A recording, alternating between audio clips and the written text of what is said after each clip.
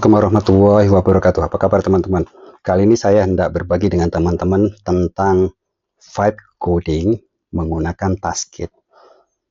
Kalau teman-teman pernah mempelajari atau mendengar atau melihat atau bahkan sudah melakukan yang namanya coding menggunakan AI, maka inilah yang disebut dengan vibe coding. Vibe coding itu dipopulerkan bulan Februari lalu tahun ini ya, tahun 2025 oleh Andre Karpathy. Jadi ini adalah software development style ya, style software development yang dibantu oleh artificial intelligence atau AI. Dibantu sepenuhnya oleh AI sehingga tidak perlu harus menghafal, mengingat atau bahkan menuliskan sendiri kode-kode yang harusnya atau yang biasanya para programmer gunakan. Nah, uniknya kalau kita menggunakan Taskit, kita tidak lagi perlu menggunakan server terpisah untuk kemudian untuk supaya si aplikasi yang sudah terbentuk atau program yang sudah terbentuk bisa dijalankan. Karena pada umumnya vibe coding, entah itu menggunakan Cursor, Copilot, atau Try, atau yang lain, kita harus mengupload terlebih dahulu program kita ke suatu server ya, sehingga bisa dijalankan.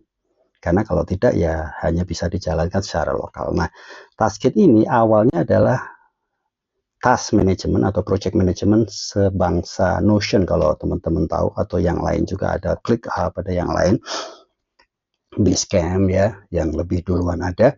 Tapi kemudian rupanya si Taskit ini agak-agak shifted, meskipun yang berkaitan dengan task management tetap dipertahankan, dan ini menjadi core advantage ya, atau mungkin lebih tepatnya competitive advantage, keuntungan kompetitif dari Taskit yang sejauh ini sepertinya belum dimiliki oleh yang lain. Karena apa? Karena dengan menggunakan Taskit ini kita bisa menggunakan project sebagai pangkalan database untuk aplikasi yang sudah dibentuk, sehingga tidak perlu harus menggunakan software terpisah. Jadi kita cukup menggunakan satu aplikasi ini saja. Nah, ini kita dapatkan contohnya, itulah kenapa, karena dia mulai berfokus pada vibe coding, sehingga ketika kita membuka Taskit pun juga otomatis yang ditampilkan adalah build your app seperti ini ya.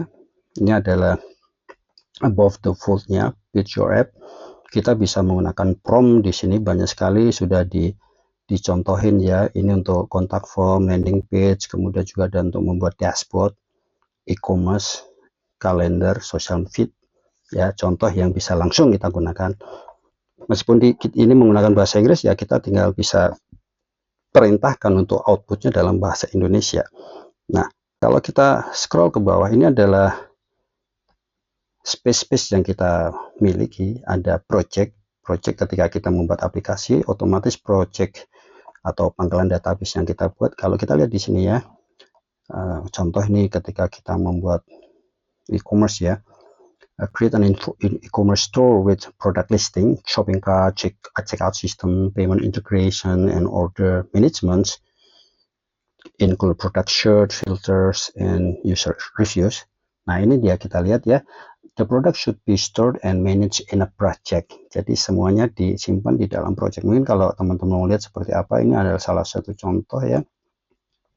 Ketika program sudah dibuat dan dijalankan, maka datanya akan disimpan di dalam satu project atau dua project atau tiga project, tergantung seberapa kompleksitasnya, seberapa kompleks program yang dibuat. Jadi contoh di sini ada dashboard kepatuhan. Nah, ini kita buat satu program untuk kepatuhan legalitas, legal compliance, lebih tepatnya dalam bahasa legal compliance di dalam suatu bank ya. Kita lihat di sini ya, bisa dilihat datanya tersimpan, dan kalau kita mau lihat programnya seperti apa, kita juga bisa lihat ketika sudah jadi bisa langsung kita publish. Nah, ini di dalam environment atau di dalam development environment, jadi masih ada